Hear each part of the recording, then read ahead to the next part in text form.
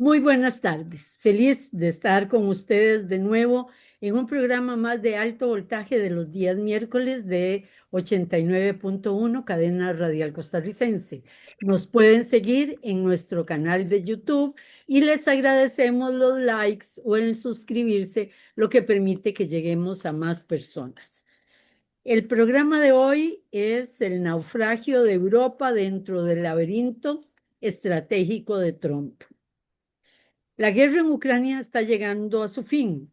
Los ucranianos, carne de cañón, empiezan a entender que solamente son peones del tablero geopolítico y que presos de un gobierno neonazi que los embarcó en una aventura creyendo, como lo creyeron los europeos, que papá Estados Unidos los llevaría a tan esperada victoria contra Rusia.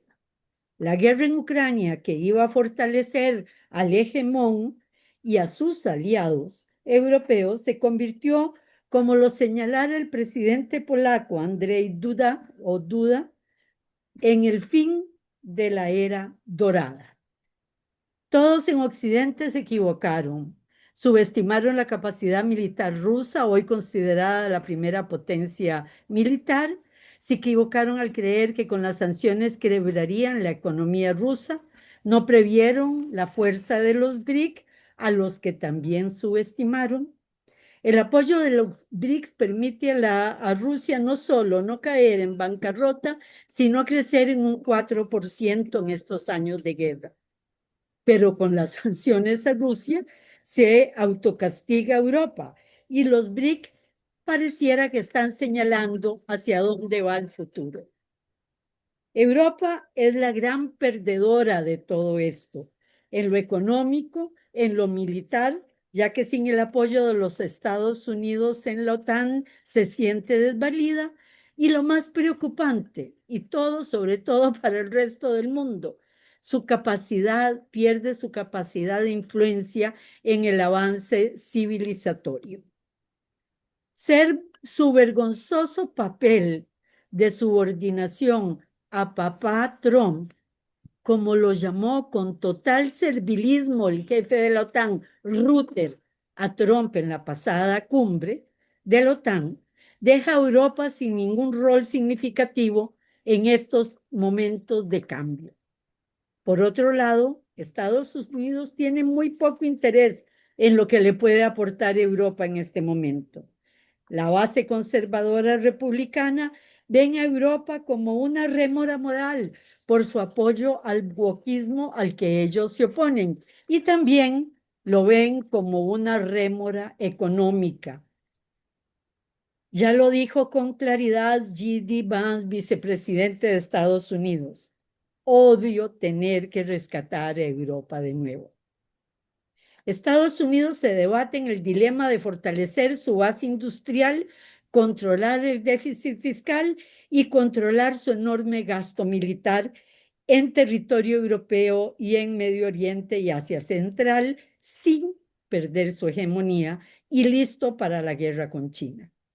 Difícil reto para Trump, que pareciera manejar un buen diagnóstico, pero una ejecución en políticas, acciones totalmente contradictoria, dispersa y que incluso enreda hasta sus propios seguidores.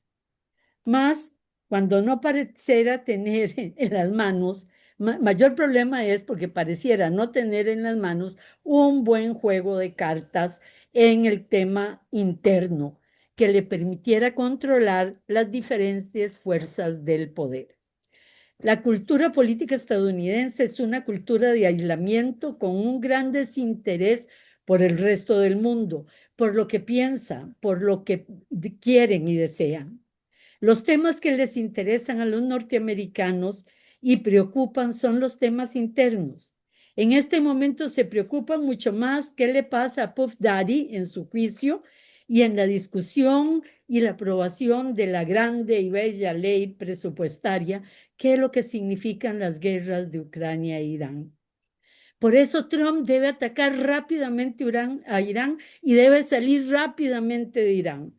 ¿Por qué? Porque si no se le va a estancar su bella y hermosa ley en el Congreso. pero los mecanismos y las formas importan. El gobierno de Trump justifica su injustificable agresión a Irán, articulando intereses nacionales como si estuvieran solos en el mundo. Se valen de lo que llaman diplomacia agresiva, pero la diplomacia efectiva es totalmente lo contrario a la democracia agresiva. La diplomacia efectiva es paciencia, escuchar los intereses de los demás, negociar.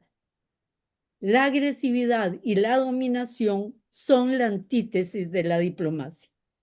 En diplomacia no se resuelven los problemas se gestionan.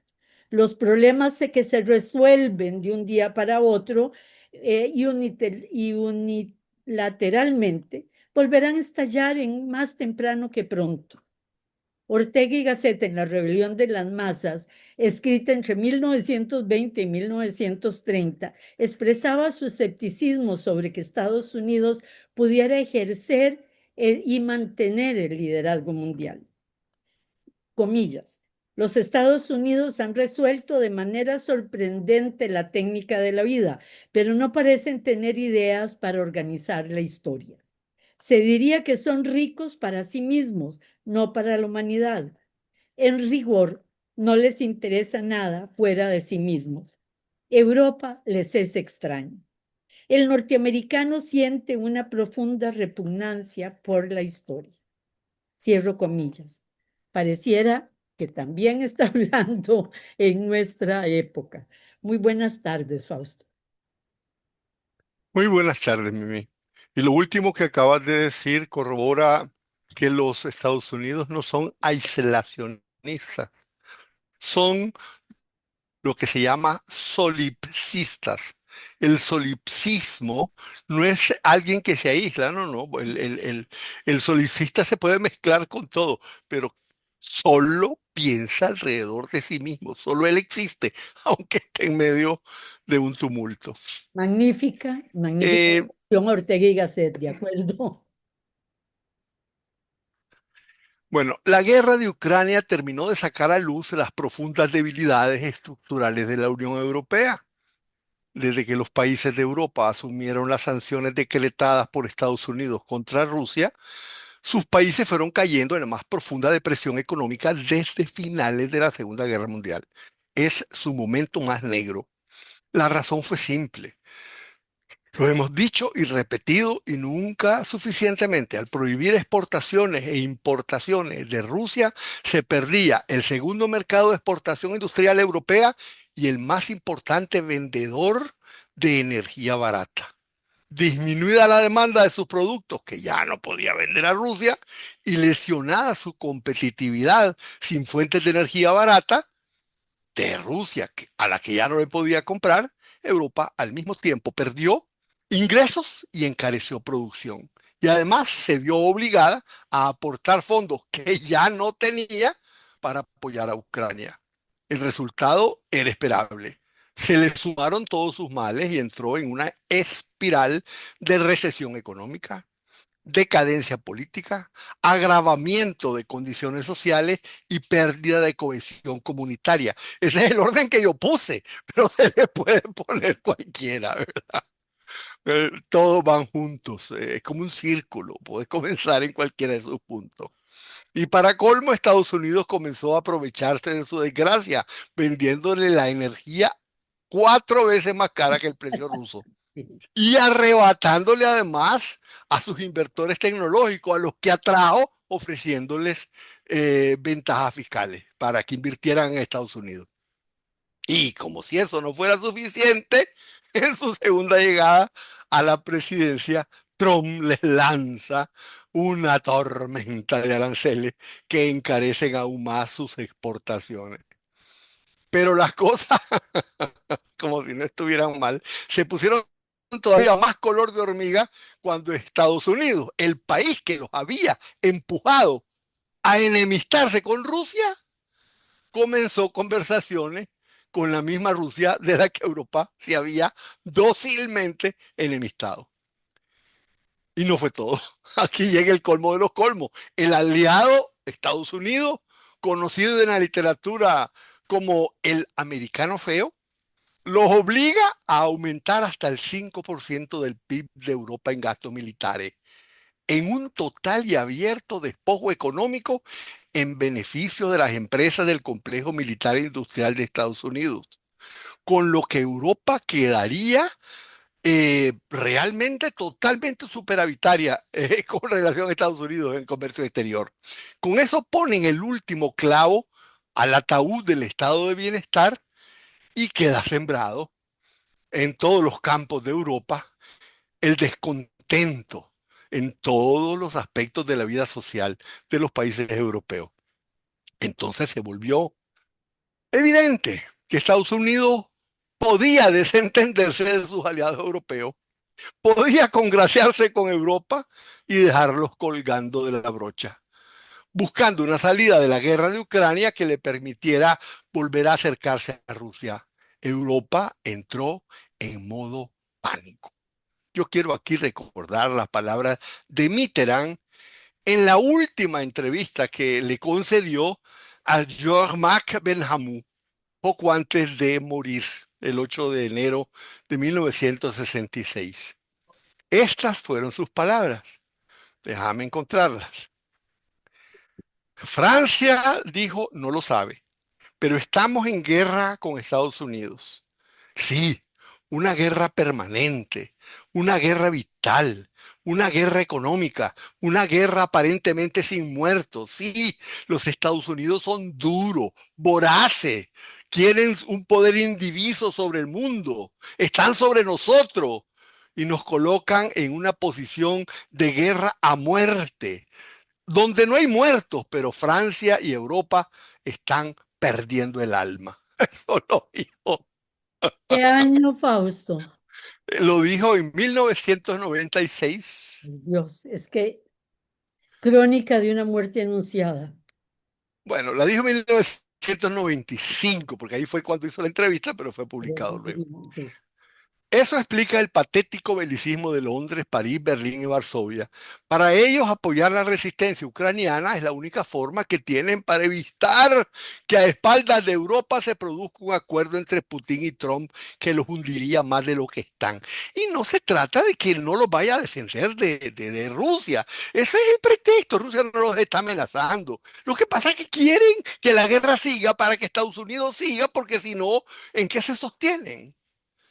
Trump, en cambio, bueno, es lo mismo que hace Y lo Netanyahu podemos en resumir, Israel. Fausto, en Trump y Putin harán los nuevos oleoductos y les venderán al precio que quieran el gas a Europa en lugar de los oleoductos Rusia-Alemania a precios baratos, ¿verdad?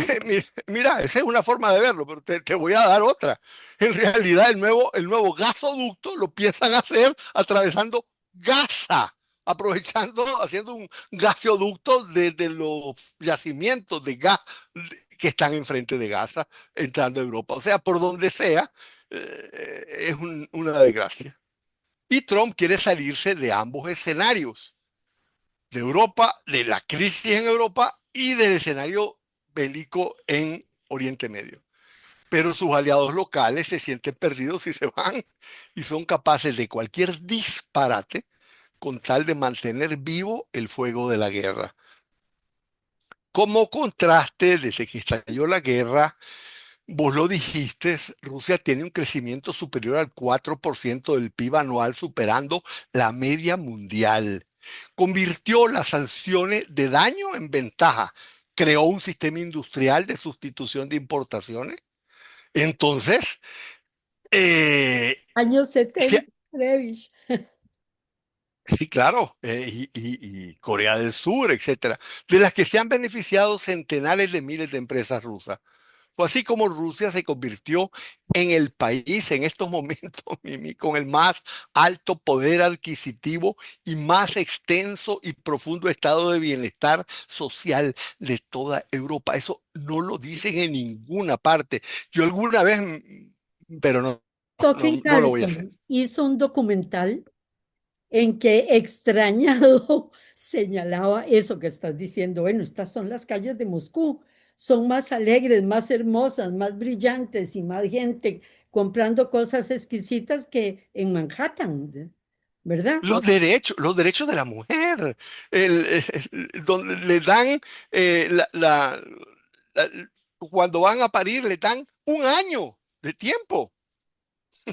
El cuidado de los militares y de las familias, el Así es. fondo de pensiones, o sea, es impresionante. El Foro Económico Internacional de San Petersburgo reúne más empresas y es más dinámico que el Foro de Davos. Y esta vez reunió a 20.000 empresas de 140 países. Se firmaron más de 1.000 acuerdos comerciales con un valor de 80.000 millones de dólares. Así está de aislada, castigada, golpeada y sufriendo Rusia.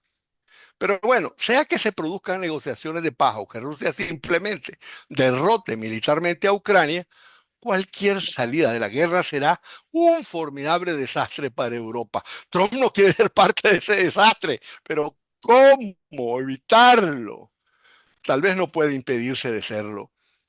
Y volviendo a la guerra de Ucrania, para hablar en cosas concretas, los fenómenos recientes más significativos fueron primero que el Pentágono decidió detener el abastecimiento de misiles interceptores de defensa aérea para Ucrania, con lo que la dejaría a merced de los ataques misilísticos rusos. Después vinieron las llamadas telefónicas a Putin, primero de parte de Macron y después de Donald Trump. Fueron ellos los que llamaron. Comencemos con el tema de abastecimiento de interceptores a Ucrania. Y aquí hay que hacer consideraciones industriales, financieras y de prioridades.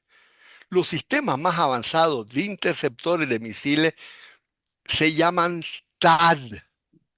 Hay tres tipos diferentes de TAD. Le llaman patrióticos, pues, pero el sistema es realmente TAD. El más avanzado es costosísimo, cuesta más de 1.000 millones de dólares cada sistema y cada misil que se lanza cuesta 13 millones de dólares. La revista Military Watch Magazine, que acaba de salir, reportó que en los 11 días de la guerra entre Irán e Israel, Israel disparó el 30% de las reservas totales TAD de Estados Unidos. Bueno, si multiplicamos, ¿verdad? Es una cifra de costos simplemente inimaginable. Y además son imposibles de reabastecer en el corto plazo y mucho menos dárselos a fondo perdido a Ucrania.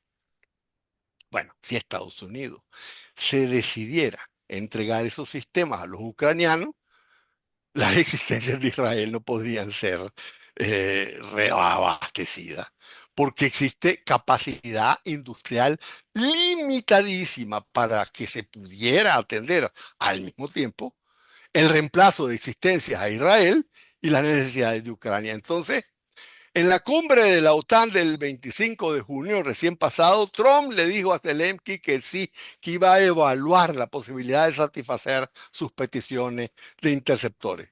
Luego le dijo, no, no, no existe esa posibilidad. Y ayer volvió a decirle que sí, que se los daría. Puro cuento. No tiene de dónde hacerlo. Tiene. Y aún Y los pocos no que hay tiene. van para Israel, o sea. No tiene, Mimi, ni siquiera para Israel. El tiempo de, bueno, me extendería mucho. La realidad es que aún si pudiera cualquier ayuda a Ucrania, iría a saco roto y solo serviría para hacer aún más muertos. Bueno, luego llegaron, lógico, las llamadas de Trump a Macron, no, de Macron y de Trump a Putin, y lo único que trascendió es que ambos pidieron un alto al fuego y a ambos Putin les dijo que no lo haría sin resolver antes los problemas de fondo, los conocidos: neutralidad, desnazificación y desmilitarización de Ucrania, y aceptación de las realidades sobre el terreno de batalla. Y vos me recordaste que Dmitry Medvedev, vicepresidente de Rusia, añadió una frase bellísima que dice: el suelo donde pisen botas rusas es suelo ruso.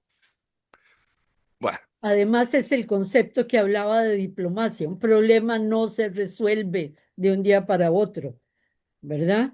Se gestiona o se resuelve de verdad. Lo que está diciendo Putin. con enorme pragmatismo. Trump dijo que estaba decepcionado de esa conversación y que tal vez reconsideraría volver a entregar defensa aérea a Ucrania. Y lo que vos acabas de decir, de que un problema en diplomacia y en general Ay, no sí. se resuelve, sino que se gestiona, es la esencia misma de lo que se llama política realista, que no es exactamente como la define Mearsheimer. Ahí estábamos, cuando pocas horas después de las llamadas telefónicas, las Fuerzas Armadas rusas lanzaron uno de los ataques aéreos con misiles más devastadores jamás realizados desde el inicio de la guerra, con más de 500 misiles y drones lanzados, esta vez también sobre Kiev. Y yo creo que esa fue la respuesta que Putin dio, y con ella concuerdan todos los especialistas que comenzó la ofensiva rusa, probablemente la final. Después del durísimo ataque de Rusia, otra vez volvió Trump a salir diciendo que iba a pensar si le entregaba interceptores a los ucranianos. No, no los tiene. Ni siquiera están a mano. La cuestión es que eso no cambiará el curso de la guerra. La inercia del avance ruso y de la retirada ucraniana es evidente e irreversible. Y la cuestión no es si Rusia ganará la guerra, sino hasta dónde llegará, porque los rusos avanzan de una forma acelerada. Como en la guerra, la primer víctima es siempre la verdad. Para preparar este programa, yo tomé datos oficiales de una revista neoconservadora que no va a mentir a favor de Rusia. Yo creo que este es un momento y comenzamos la segunda parte con los avances Es rusos. tan simpático eso, ¿verdad? Que hay que recurrir a los neoconservadores para poder ver si los datos que recibió uno de Rusia o de otros lados son auténticos. Regresamos con ustedes en unos minutos. Y también para que no nos acusen. No, no, y no es eso, es que el punto de esto es que recurrimos a los enemigos de Rusia para que los datos que den de Rusia no puedan ser falsos, pues, porque Rusia probablemente dice, avanzaron tanto, probablemente avanzaron el doble, pero el hecho de que ellos admitan cierto número de avances le da una enorme credibilidad. Es un elemento de credibilidad y como vos decís, nos salvamos en salud. Exacto. Regresamos en unos minutos. Bueno, de regreso con ustedes. En el intercambio final habló Fausto de que los datos sobre los avances rusos los había tomado de una revista de neoconservadores, de neocons, ¿verdad? Enemigos de Rusia. Bueno, los avances rusos de los que voy a hablar son reportados por el Institute of Study of War, dirigido por Robert Kagan, esposo de Victoria Nuland y, Nada menos. y principal ideólogo neocon. O sea, nadie puede decir que si él dice que Rusia avanza, no avanza. Acuérdense que Victoria Nuland fue la que montó los golpes de Estado en Ucrania que precipitaron la guerra. Sí, el Maidán de 2014. El reporte dice que los rusos avanzaron en junio 566 kilómetros cuadrados, en junio. En un solo mes, eso significó las mayores conquistas territoriales desde que Ucrania fracasó la ofensiva en el 23. Entonces Rusia va realmente lo que le llaman ahora una guerra, una ofensiva híbrida que está consistiendo en todas las formas posibles de ataque. Que Macron haya llamado a Putin muestra que va madurando una cierta conciencia de irreversibilidad. Y viene muy a punto el dicho de Mao Zedong cuando a finales de la Segunda Guerra Mundial dijo, hay una gran confusión bajo el cielo, la situación es excelente. Está terminando de ser palpable que Estados Unidos y la OTAN no estaban, nunca han estado en capacidad de ganar esa guerra y Rusia sí. El error de cálculo de Biden fue histórico. ¿Cómo pudieron los europeos caer en semejante trampa? Es que pensaron que iba a durar muy poco. Creían que le estaban poniendo una trampa a Putin. El cazador terminó cazado y en la trampa cayeron ellos. En su exposición al Congreso para la aceptación de su nominación al cargo de subsecretario de Defensa, Elbridge Colby dio una declaración realmente escalofriante. Cuando se le preguntó el estado de preparación de Estados Unidos para la guerra, Elbridge Colby contestó, y voy de nuevo a leerlo. Existe el riesgo real de una gran guerra, dijo. Y por una parte no podemos permitirnos perderla y por otra no estamos en condiciones de ganarla. Eso, dijo, es el Lippmann Gap, la brecha de Lippmann, que consiste en una distancia insostenible entre lo que pretendemos y lo que podemos. Dijo Elbridge, estamos haciendo bluff, hablando en vocabulario de póker. Pero si nos descubren el bluff, será una catástrofe. Estamos Y, fritos. y tengo la sensación, dijo Elbridge, que estamos al borde del precipicio de una gran guerra. Dios no lo quiera, dijo con la propia China, y no estamos en condiciones de ganarla. Elbridge es un hombre de confianza de Trump. Sus palabras son un fiel reflejo de la conciencia que tiene Trump y el grupo que lo rodea, o la corriente que lo impulsa sobre la situación de Estados Unidos. Eso también explica por qué Trump es renuente a enredarse en una guerra. Sabe que no debe hacerlo, porque no puede ganarla. Pero lo interesante es que al final de su respuesta, Henrich añadió, perdón por emocionarme un poco. Y los reporteros que reportaron esto en CNN dijeron que vieron que sus ojos se humedecieron. O sea, la situación de Estados Unidos es para llorar. Por eso en este punto del Eso análisis dicen todos los analistas militares en el mundo. La situación militar es para llorar. mira, sí. Por eso en este punto del análisis nos conviene abordar los paradigmas de Trump. Estos consisten en la conciencia que tiene Trump, por supuesto, pero yo quiero hablar de la corriente que apoya a Trump, que es más consistente que Trump, porque Trump al veces está aquí y a veces está allá, por las razones que sean. Bueno, la corriente que apoya a Trump tiene conciencia de ciertos problemas que preceden a Trump en su segundo mandato. Ahí parte el paradigma. De ahí vienen las estrategias con las que piensan resolver esos paradigmas y las dificultades estructurales que tienen para lograrlo. Porque Trump es expresión de una corriente política que encontró en él la forma de llegar al Ejecutivo de los Estados Unidos.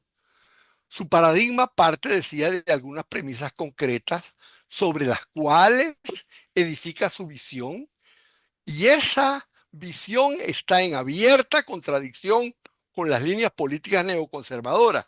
Yo quiero decir, mostrar algunas de ellas. Estados Unidos ya no está, esa es la primera, en capacidad de ejercer hegemonía unilateral.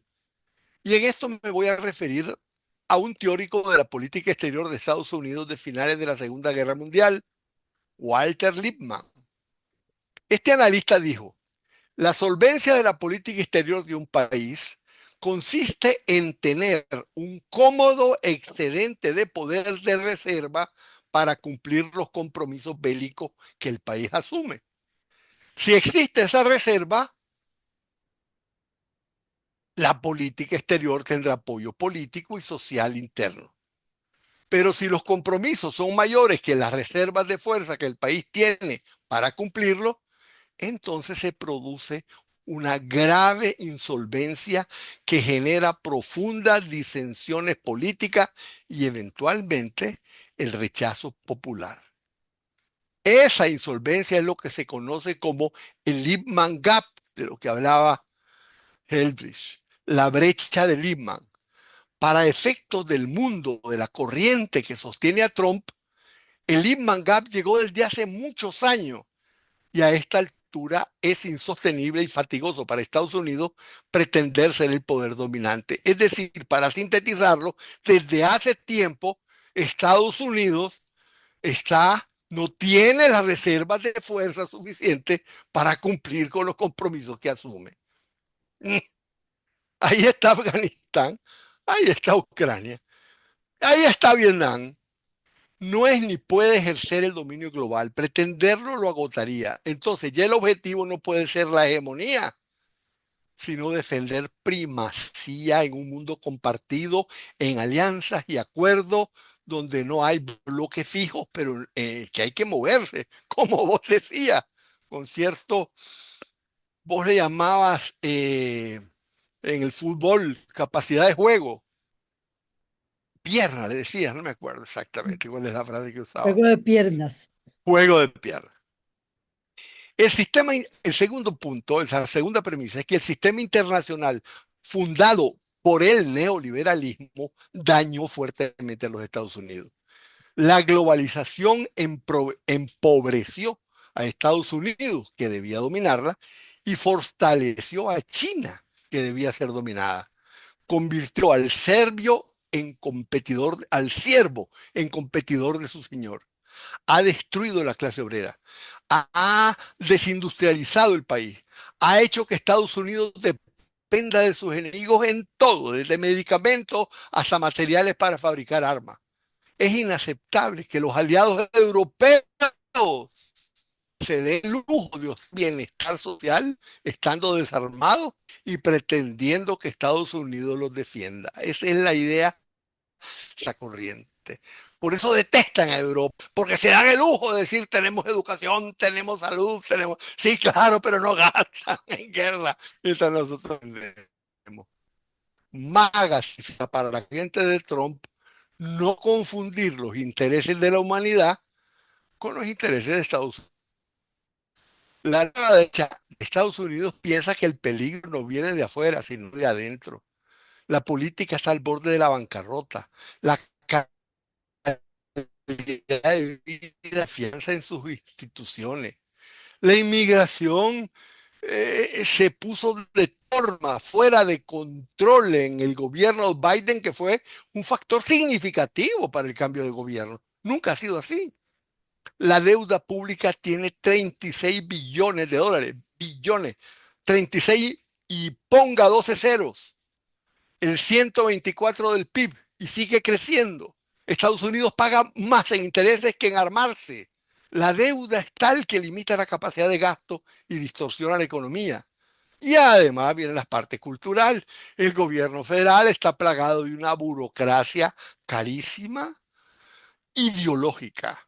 Por otra parte, el wokismo y los radicales de izquierda tienen hegemonía en la cultura y la sociedad, dominan las universidades y los medios de comunicación, están en las cúspides de la administración pública y son los CEOs de todas las grandes empresas.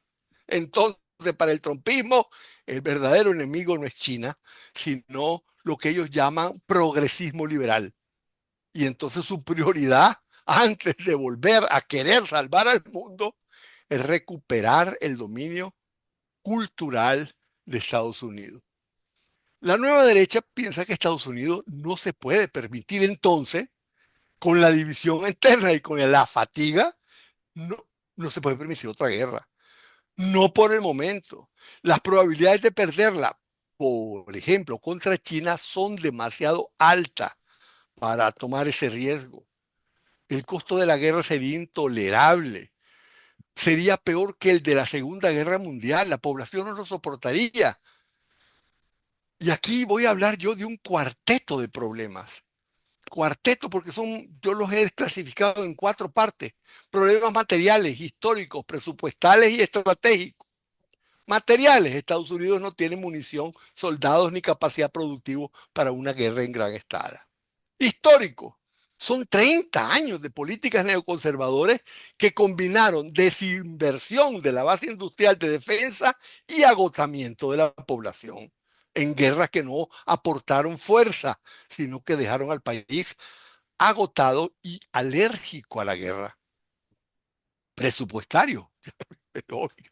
El- Se ha abusado del gasto público militar en conflictos sin objetivo hasta erosionar no solamente el tema de las capacidades monetarias fiscales, sino la disposición popular a respaldar sacrificios fiscales para el rearme. O sea, como han desgastado tanto en guerra, no es que ya no tengan el dinero de la guerra, sí que no que ya la población, ya nadie puede convencer a la población de apoyar aumentos fiscales para reforzar el aparato militar. Y bueno, los problemas también son estratégicos, porque no se mejoró, sino que se empeoró el posicionamiento, el moral high ground de Estados Unidos, eh, su estatura, su soft power, mientras sus rivales cada vez son más orgullosos de sí mismos,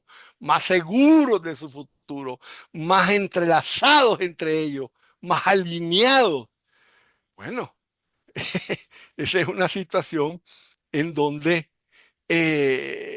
los Estados Unidos, dijo Colby al Congreso, la brecha entre aspiraciones y lo que realmente puedan hacer es tan grande que si alguien descubre eso, la catástrofe sería inevitable.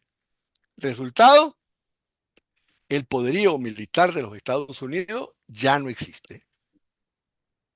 Existe, por supuesto, Por pero no en supuesto, la medida pero que ellos ellos, quisieran. pero no tienen el símbolo de poder, ya no les pertenece, ¿verdad? Y cuando se pierde parte del poder. O sea, el poderío chino y el poderío ruso, e incluso Irán, han acabado con la imagen de el poder absoluto Yo no sé en lo militar. exacto, Mimi, yo no sé qué estará sintiendo el pueblo iraní en estos momentos histórico, que sintió que su país le dio una lección realmente notable a quienes hasta ahora han temido a muerte. Hay que evitar a toda costa una guerra entonces, porque a Estados Unidos ya no se le teme. Entonces, si no se le teme, perdió lo más importante, su capacidad disuasoria. En consecuencia, se tiene que buscar formas de coexistir con los adversarios. Si la pretensión hegemónica no es sostenible, porque corre el riesgo de arrastrar a una guerra que no se puede permitir, hay que hablar con todo el mundo. Hay que reducir los riesgos de Y enfrentamiento. no amenazar como acaba de amenazar a los BRICS. O sea, los unifica más, pero o sea, los unifica porque hay que enfrentarse al monstruo que amenaza. Bueno, como, como te digo, pero no voy a insistir porque no quiero que discutamos, las conductas de Trump no van con esta conciencia. Y no van con la estrategia de su propio gobierno y de su propio equipo. Pero bueno, Bueno, ahorita en estos momentos estoy hablando de los problemas, vamos a llegar a la estrategia y yo creo que sí, tenés razón. Lo que pasa es que todo se resume para ellos en una fórmula cínica. ¿Cuál es? Es una pregunta interesante. ¿Cómo define la nueva derecha la diplomacia? Vos hablaste de diplomacia. ¿Qué es diplomático. diplomacia para la nueva derecha? Diplomacia para ellos es decir buen perrito mientras buscan una piedra. O sea, Creo que J.D. Vance habló de diplomacia agresiva. Por eso lo incluí en que esa no es la diplomacia efectiva. incluso cuando no es agresiva, se ve que la intención es ganar tiempo. Mm. Entonces la partida decisiva es con China y se concentra en el dominio y superioridad tecnológico, sobre todo de inteligencia artificial. Pekín sigue siendo el rival número uno, pero ya no se puede pretender derrotarlo militarmente, eso está claro. Estados Unidos debe aceptar que no tiene el poder de provocar provocar un cambio de régimen y por eso debe dejar de alimentar insurrecciones contra el Partido Comunista. Tampoco puede alentar la independencia de Taiwán, que la pondría en peligro directo de confrontación bélica con China. Taiwán se convirtió en una trampa para Estados Unidos, no para China. La única forma en que puede enfrentar a China es en el frente tecnológico, donde la revolución industrial de la inteligencia artificial, etcétera, va a redistribuir posiblemente la carta del poder mundial de una forma que no podemos ni siquiera imaginar. Pero Se la trata, Organización Mundial tiene que ver con inteligencia, mediciones, inteligencia artificial, dijo que y yo no soy buena para los números, pero de que 137 puntos que manejan el avance en el tema, de esos China tenía los 110. No, mis números no son correctos, pero la proporción sí. Entonces también es una guerra que en este momento, si no se apura, puede perder. pero están ganando. Es ¿No? decir, los aspectos más decisivos, pero no vamos a entrar en eso. Y las plataformas y eso están en Estados Unidos. Pero no entremos Si esas son, si esas son sus premisas, ¿cuáles son sus estrategias? La primera estrategia, esto es importante, es provocar un cambio de régimen en los Estados Unidos. Es el grito de guerra de la nueva derecha. Su intelectual de referencia es Patrick Deneen y lo define así: provocar un derrocamiento pacífico pero vigoroso de una clase dirigente liberal y la creación de un nuevo orden manteniendo las formas políticas actuales, pero cambiando la relación de fuerza de las instituciones y la mentalidad del personal que las integra. Aquí estoy leyendo casi textual. Es un doble intento subversivo, revolución en la cultura, purgas en la democracia, convertir su visión en política de Estado. Para eso hay que modificar el equilibrio de los poderes constitucionales en beneficio de la presidencia. Se debe desafiar la autoridad de los tribunales y el Congreso, y lo están logrando. Hay que lograr el control de las escuelas, las universidades y la burocracia y eventualmente los medios de comunicación. De eso están lejos, pero van caminando. Es todo un proyecto histórico.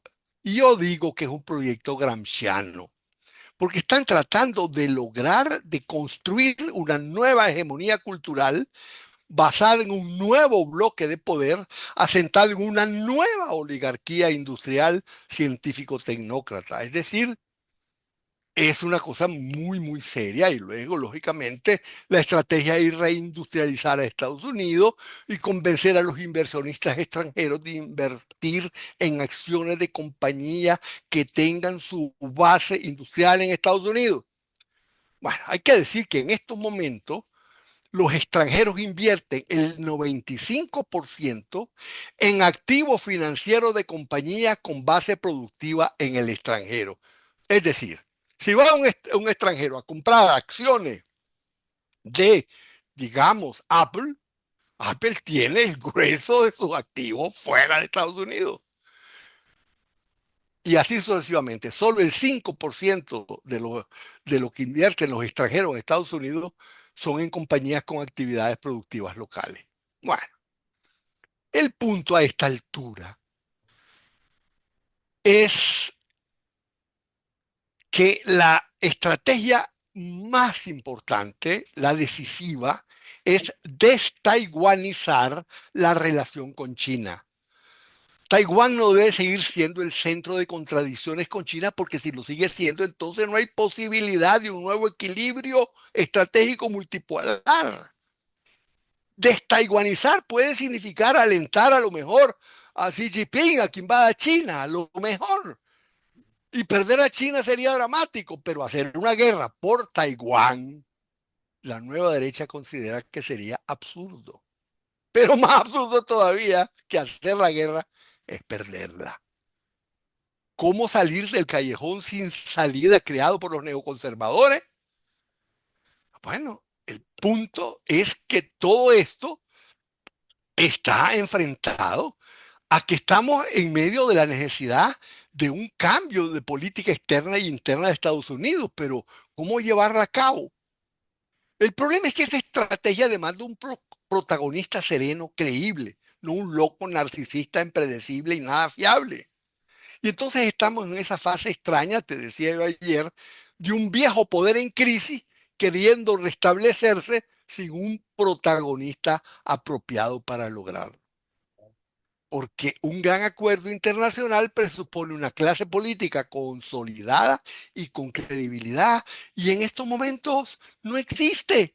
Los neoconservadores todavía están en capacidad de imponer su agenda, como es el hecho absurdo de este Graham que está poniendo el cuento eso del 500% o no sé cuántos por ciento a todos los que hagan negocio con Comercien o Rusia. tengan algo que ver con Rusia, un 500% de aranceles. Oí Exacto. por ahí, Fausto, y es muy interesante, de que J.D. Vance le salva la vida a Trump. ¿Por qué? Porque Trump es lo que acabas de decir, pero si a Trump lo eliminan, que era un poco lo que podía pasar o esperábamos, subiría J.D. Vance y sí ejecutaría la agenda porque es mucho más coherente y uniría más fuerzas a favor de este proyecto, sin duda. En Entonces, este caso, Mimi, pero fíjate que en ese caso salva a Trump, por supuesto, le salva la vida si los que lo amenazan son los neoconservadores, pero tal vez la nueva derecha sienta que hay que quitarlo de en medio de una vez porque está más bien arruinando la política que ellos promueven. pero los grandes asesinatos y eso vienen de los neocons y su alianza con Melemi 6, ¿verdad? No sé si la nueva derecha es tan buena en esos temas. Bueno, dijiste mucho para yo poder comentar sobre eso. Voy a poner al MI6 matando a Kennedy. Creo que nos No, saltamos. no. Ahora salieron cosas interesantísimas sobre el asesinato de Kennedy que tienen que ver con las bombas nucleares que Kennedy no quería entregarle a Israel, ¿verdad? O sea, por ahí, Lo que salió, Mimi, es la correspondencia publicada de las Ben cartas Gurión. entre Kennedy y Ben Gurión. Y a partir de ahí se hacen todas las deducciones posibles. Yo la vez pasada te dije que el que mató a Oswald se llamaba Rubinstein. Pero eso no cambia el hecho central de que en estos momentos Trump está siendo un obstáculo para un lado y un obstáculo para el otro. Y entonces los protagonistas, para que no termine su mandato, pueden venir de cualquier lado. Así Y es. aparte a eso, no es inconcebible que todo esto no provoque un estallido político en Europa. Y Yo o creo, un estallido político al interno de los Estados Unidos. guerra civil incluso. Una guerra civil que algunos estudiosos la ven como posibilidad o ven que ya va encaminado Estados Unidos en esa línea. Una guerra civil en Estados Unidos, una toma por la derecha extrema de los países más importantes de Europa, ¿verdad? Y una fuerza muy grande en el lado de los BRICS. Un nuevo mundo totalmente diferente al conocido. Un caos. Un caos. Como decía, como decía Mao Zedong, los cielos están envueltos en caos. La situación es excelente. Eso dirán los chinos. Muy buenas tardes. Muchas gracias, Fausto.